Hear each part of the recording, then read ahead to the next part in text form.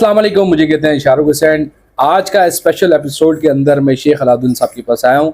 किसी तारीफ को मोहताज नहीं, पाकिस्तान पीपल्स पार्टी से इनका ताल्लुक है। आपकी सबसे ज़बरदस्त बात ये कि आप इंसान शख्सियत और इंसान दोस्त शख्सियत हैं। आपकी बड़ी खिदमत रही। आप founder member of Pakistan Peoples Party के हैं।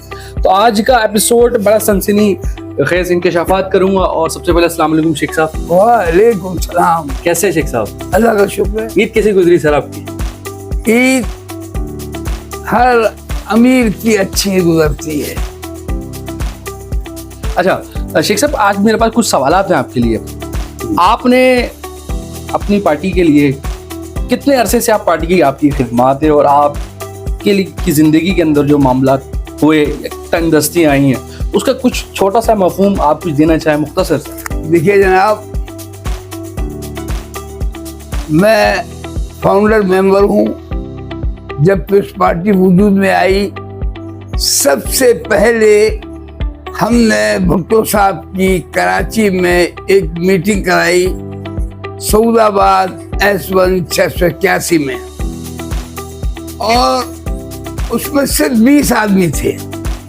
अयूब खान का दौर था, लोग खायब थे।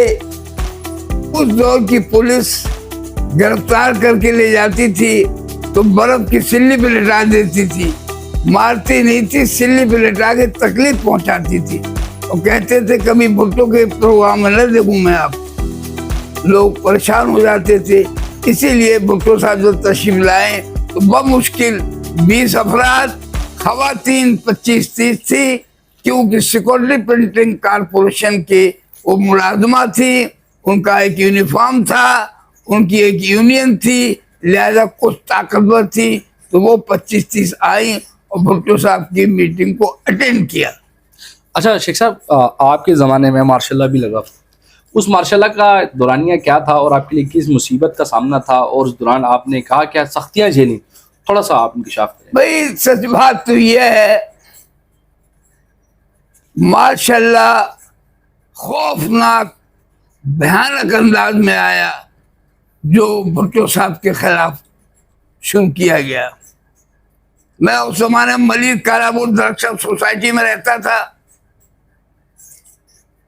उन्होंने आके सबसे पहले हमें गिरफ्तार करने की कोशिश की और मैं गिरफ्तारी से बचने के लिए घर से बाहर निकल गया। उसके बाद दोस्तों ने, साथियों ने प्रोग्राम बनाया जिसमें मसूद हसन साहब, सरदार हनीफ साहब, मौलाना एहतरामुल हक थानवी साहब, ये आगे आगे थे, हम भी इनके साथ साथ चल रहे थे। प्रोग्राम पहले दिया गया कि मुजाहरे शुरू किए जाए मज़ारों से। तो पहला मुजाहरा शुरू हुआ क्लिफ्टन में, बाबा क्लिफ्टन का जो मज़ार है वहाँ मुजाहरा शुरू किया गया। उसमें 3 आदमी गिरफ्तार हुए, मसूद हसन, एंडी खान साहब और सरदार हनीफ। उसके बाद जब वो गिरफ्तार हो रहे थे, मुझसे कहा कि शेख, हर शक्ल में आपको मलिक बाबा विलायत अली शाह के मज़ार पर मुजाहरा करना है, कुछ भी हो जाए। मैंने उनसे वादा किया और उन्होंने मुजाहरे की तैयारी शुरू की।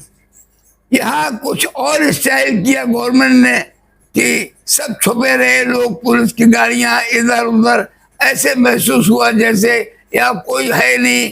तो हम काफ़ी लोग हो गए थे और वहाँ जाके बाबा विलायत अली शाह के मज़ार पर हमने मुजाहरा शुरू किया। मुजाहरा होने के साथ साथ पुलिस ने चारों तरफ से घेरा डाल दिया, पूरे इलाके को घेरे में ले लिया और हम पर तशद्दुद भी किया और गिरफ्तार भी किया। बाकी लोग भाग निकले, इधर उधर हो गए, कुछ लोग गिरफ्तार हो गए जिसमें 21 अफराद थे। तो शेख साहब, मैं आपकी बात करूँ, आपको मार्शल के दौरान कस्टडी, जेल कस्टडी हुई थी, उस दौरान क्या माहौल था? घर के माहौल क्या थे? घर में जो परेशानी थी वो क्या माहौल था? भाई घर माहौल क्या, गरीब आदमी, इतना इंतजाम खाने पीने का नहीं। पुलिस बुरी तरह घसीट के ले जाती थी, बेइज्जत करती थी, लोग खौफजदा हो जाते थे। वो इसलिए करती थी कि लोग खौफ तारी हो जाए तो लोग निकले ना।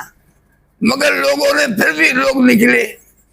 मैंने देखिए आप तो पहले बताया था कि 21 अफराद गिरफ्तार हुए। उसके बाद उन्होंने सुप्रियर कॉलेज जो शाह फैसल में है उसमें माशाल्लाह कोर्ट बनाया गया था। एक कर्नल साहब थे, वो प्रिजाइड कर रहे थे और हम पर रात को ही केस चला दिया गया। जिस दिन पकड़ा उसी दिन रात को 9 बजे रात को उन्होंने केस शुरू किया और हमें रात को 1 बजे तक वहां रखा। हमें 1-1 साल सजा और 15-15 करोड़ की सजा दी गई। रात को 1-1:30 बजे के बाद ट्रक में भर के हमें जेल में पहुंचा दिया गया। ये हमारे साथ तो हुआ। कराची जेल में भी आपको कराची जेल में वो कोड़े लगने की कहानी बात की बात है। पहले हमें गिरफ्तार करके ऑर्डर हुए कि 1 साल सजा और 15 कोड़े, हम सबको जेल पहुंचा दिया गया। अब जब जेल में 1 आध महीना गुजरा तो ऑर्डर आ गए। कुछ आदमी को नवाबशाह जेल, किसी को हैदराबाद जेल, किसी को दादू जेल, मुख्तलिफ शहरों में तकसीम कर दिया गया। हम 3 अफराद थे जिसमें अल्लाह जन्नत नसीब करे। एक मैं खुद शेख अलाउद्दीन, दूसरा शेख नूरुल हुदा, तीसरे साहब जो थे वो एक ताज खान साहब थे। शेख साहब, आपको कभी इसी दौरानिए में कभी किसी पार्टी से आपको ऑफर हुई हो क्या आप हमारे साथ काम करें? ऑफर नहीं हुई, ऑफर नहीं होती है। कहा जाता है आइए आप हमारे साथ आ जाएं। तहरीक इंसाफ के खान साहब तशरीफ लाए थे, मलिर मेरे घर भी आए थे, मैंने उनका थोड़ा इंतजाम भी किया था और उन्होंने उनके साथ थे सब पार्टी के लोग। सब ने कहा कि शेख साहब आप इस साइड आ जाएं। मैंने कहा कि भाई देखिए पीपल्स पार्टी, हम बुनियादी मेंबर पीपल्स पार्टी के हैं, भुट्टो साहब के साथ हैं। आज भुट्टो साहब पर मुसीबत आ गई है, हमारी पार्टी को घेरे में ले लिया गया है। इस वक्त हम पार्टी नहीं छोड़कर किसी पार्टी में नहीं जाएंगे, इसी के साथ रहेंगे, जिएंगे मरेंगे, इसी पार्टी में रहेंगे। शेख साहब, आपकी नज़र में अब जो नया मौजूदा सूरत हाल के ऊपर जो आजकल मामला चल रहे हैं, महंगाई हो रही हैं, बड़े बड़े दावे किए जा रहे थे, आपसे एक सवाल है कि पाकिस्तान की आवाम किस पार्टी को सपोर्ट करे या किस पार्टी की चीज़ों को आप फोकियत देनी चाहिए? आप क्या समझते हैं, आवाम के लिए क्या राय आपके लिए? देखिए बात सही बात यह है, हमारे मुल्क में सियासत है ही नहीं। सियासत नाम की चीज नहीं है। ये सियासत है कि कोई रोड पर निकला तो पकड़ लिया? ये सियासत है कि खवातीन को बंद कर दिया? आज कई महीने हो गए बंद है। बूढ़ी औरतें 75 साल 80 साल और जेल के अंदर बंद है। हमने हिस्ट्री में 54 साल पॉलिटिक्स की, हमने कभी ऐसा नजारा नहीं देखा। अयूब खान के दौर में भी नहीं देखा, यहिया खान के दौर में भी नहीं देखा, जो इस दौर में देखा है। शेख साहब, आपसे आखिरी सवाल है मेरा, कराची की जो मसाइल है इस पर आपकी बड़ी रोशनी, आपने किताब भी लिखी, उसमें कराची के मामला पे आप बड़ी खुल के वाज़ेह बात करी आपने कि कराची की जो मसाइल हैं, आपकी नज़र में कराची के मसाइल आपने देखा कि कोई इतने लंबे चौड़े भी नहीं है कि लोग कहते हैं बस हमें सहूलियात दी जाए, उस पर पीपल्स पार्टी कुछ थोड़ा बहुत काम भी कर पा रही है कुछ प्रॉपर तरीके से। आपकी राय क्या है कि इस सिंध से, क्योंकि इस टाइम सिंध की बहुत बड़ी जमात है, क्योंकि इनका वज़ीर आला इनका अपना है और सिंध की कैबिनेट इनकी, ज़्यादातर इनके मिनिस्ट्री इनके अपने हैं, आपकी क्या राय है पाकिस्तान पीपल्स पार्टी नेक्स्ट, जैसे कि अब 2 कोई इलेक्शन होंगे उसके लिए अभी जो काम कर रहे हैं, ये उनके इलेक्शन के लिए कितना फ़ायदेमंद है? देखिए मैं बता दूं, बात साफ ये है, हम कराची जहन के आदमी हैं, हम छोटे आदमी हैं, हम कराची शहर तक महदूद हैं। हम कराची पर आपसे कह सकते हैं, कराची के जो मुकामी बाशिंदे हैं उनसे गुजारिश करेंगे कि आपने हमेशा पीपल्स पार्टी को गालियां दी, कभी वोट नहीं दिया और कहते ये हैं कि पीपल्स पार्टी ने क्या किया हमारे साथ। उसूली तौर पर जिनको उन्होंने वोट दिए, मसलन 9 सितारों को वोट दिए थे, बहुत बड़ा प्रोग्राम था उनका। सेकेंड में मुत्तहिदा एमक्यूएम को वोट दिया आपने, आपका राइट है। बात है उनसे पूछिए कि हमने आपको वोट दिया, आपने हमारे लिए क्या किया। आप वोट उनको देते हैं, हमसे पूछते हैं कि आपने कुछ नहीं किया। मैं आपसे गुजारिश करता हूँ, दुनिया में लसानियत, फिरकावारियत, इलाकाइयत फेल हो चुकी है। आज कहाँ है तहरीक 9 सितारे? एक जमाना था कि काला बोर्ड पर नूरानी साहब तशरीफ लाए तो रोड भर जाता था, रास्ता निकलने को नहीं रहता था, पैदल चलना मुश्किल हो जाता था। तमाम सीटें उन्होंने जीत ली 70 में। फिर क्या हुआ? एंड आज कुछ नहीं है। आज 9 सितारे का कोई नाम नहीं है, कोई सिस्टम नहीं, कोई फिनिश। फिर अब आइए मुत्तहिदा का, माशाल्लाह अच्छा दौर था। कराची के लोगों ने खास तौर पर हैदराबाद में भी मुत्तहिदा को भरपूर सपोर्ट किया, हुकूमत में आए। आज कहाँ खड़ी हुई वो पार्टी?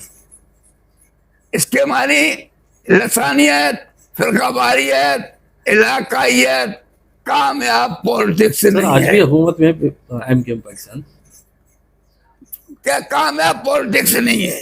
लोगों को कल क्या मिले?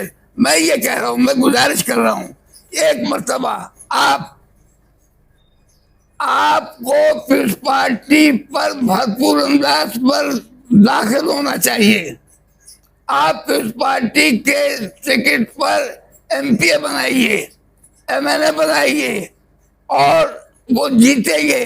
क्योंकि आप गाली देते रहे, पीस पार्टी फिर जीतेगी सूबे में, इलाकाई सतह पे, सूबाई फिर जीतेगी, हुकूमत फिर बनेगी। 70 से अभी तक हमेशा वो जीतती चली आई है। आप गाली देते रहे, वो जीतते रहे। रवैया को बदलिए। खुदा के बाद से अकलियत पार्लिमानी निजाम में यही किरदार अदा करती है। ये किरदार अदा करती है कि अकलियत को कहाँ फायदा है, हमारी कौम को कहाँ फायदा है, हमारे शहर को कहाँ फायदा है, हमारे बच्चों को नौकरी कहाँ मिलेगी, ये देखना चाहिए। ये नहीं देखना चाहिए पॉलिटिक्स कर रहे हैं, ये महाजर है, वो सिंधी है, वो पठान है, वो पंजाबी है। कुछ नहीं है, हम सब मुसलमान हैं। सब नहीं आता है, ये कौम मुसलमान है हम, और कोई कौम नहीं है। झूठ बोलते हैं। हिंदुस्तान, ये सिंध क्या था? सिंध हिंदुस्तान था। बॉम्बे इसकी हुकूमत थी, बॉम्बे के साथ जुड़े हुए थे। यह दुनिया भर की बातें, वाहिद रास्ता है कि पीस पार्टी पर आ जाइए, सीटें खुद जीतिए, मिनिस्टर बने। आपसे मिनिस्टर आप नहीं बन सकते, प्राइम मिनिस्टर आप नहीं बन सकते। आप कम से कम एमपी बन सकते हैं कराची में, हैदराबाद में, सक्खर में, मीरपुर में, और बनिए, जीतिए, सिंध हुकूमत में जाइए, वजीर बनिए, सफीर बनिए, गवर्नर बनिए, अपनी कौम का भला कीजिए। कौम तबाह बर्बाद हो गई है। कराची के लोग परेशान हैं, उनका कोई मुस्तकबिल नहीं है, कहीं मुस्तकबिल नजर नहीं आता है। किसी की तरफ वो देखते हैं इस तरह ललचाई हुई आंखों से, सोचते हैं कि मेरा क्या बनेगा। हमारी गलतियां थी, हमें क्या जरूरत है दुनिया की बातों का ताल्लुक, पंजाबी सिंधी बचा बचा इस चक्कर से क्या ताल्लुक हमारा? हमारा ताल्लुक हमारा शहर है, हम यहाँ इलेक्शन जीते, हम हमेशा हुकूमत बने। वाहिद रास्ता की पीस पार्टी पर आप आ जाइए, अपने लोगों को इलेक्शन लड़वाइए, अपने लोगों को जितवाइए। जीतने के बाद हुकूमत कीजिए, ऐश कीजिए, झगड़े की जरूरत नहीं है। हम मौका परस्त हो जाए अपने कौम के लिए, कौम परस्त हो जाए अपने कौम के लिए, कराची परस्त हो जाए हम अपने कौम के लिए। पीस पार्टी से क्या है? जब पीस पार्टी जीतती है, 70 से अभी तक बराबर पीस पार्टी सिंध में गवर्नमेंट बनाती है। हमारे मसाइल सिर्फ सिंध गवर्नमेंट से ताल्लुक है। हमें क्या जरूरत झगड़ा करने की? हम कोई पागल के बच्चे हैं? कोई अल्लाह सुल्लाह हमको लेके आ जाता, कोई तो लसानियत पर आ जाता। जीएम सैयद का क्या हुआ? वो भी जीएम सैयद बाबा आए थे, उनका नजरिया, उनके लोग आज कहाँ हैं? आज जीएम सैयद की पार्टी कहाँ नजर आ रही है? एक दूसरी पार्टी भी बनी थी, महाजर पख्तून इत्तेहाद, हैदराबाद में नवाब साहब ने बनाई थी, आज कहाँ है वो? जितनी इस टाइप की पार्टियां बनती हैं उनकी मुद्दत बहुत कम होती है, जानदार चीज नहीं होती है। जीएम सैयद साहब पूछो, जीएम सैयद साहब का प्रोग्राम कहाँ गया? कोई आज प्रोग्राम सुनाने वाला नहीं है, सुनने वाला नहीं है, कोई एमपीए नहीं है, कोई एमएलए नहीं है, कोई लीडर नहीं है जीएम सैयद के बाद। हम समझदार तबके के लोग हैं, हमारा ही पाकिस्तान है, सबका पाकिस्तान, हमारा पाकिस्तान, हम सिर्फ पाकिस्तानी है, मुसलमान है, हम कुछ नहीं है। पागल मत बनाओ, सिंधी, महाजर, पठान, पंजाबी चूतिया बनाने के लिए लड़ा के और इख्तियार पर कब्जा करती है वो ताकतें जो कभी नहीं आ सकती है इलेक्शन से। कुछ नहीं। अल्लाह, अल्लाह के बंदे, हम मुसलमान अगर नहीं थे तो पाकिस्तान क्यों आए यहाँ? हिंदू मुस्लिम का मसला था इंडिया में, जब हम पाकिस्तान आए। अगर हिंदू होते तो पाकिस्तान नहीं आते, हिंदू यहाँ से हिंदुस्तान गए। शेख साहब, आपने बड़ी ज़बरदस्त बात करी कि हम सबसे पहले मुसलमान हैं। हमारे साथ मौजूद थे आज पाकिस्तान पीपल्स पार्टी के फाउंडर मेंबर शेख अलाउद्दीन साहब, उन्होंने इंकशाफ किया। बहुत सारी बातें ऐसी थी जो सोशल मीडिया पर आपने आज तक नहीं सुनी होगी।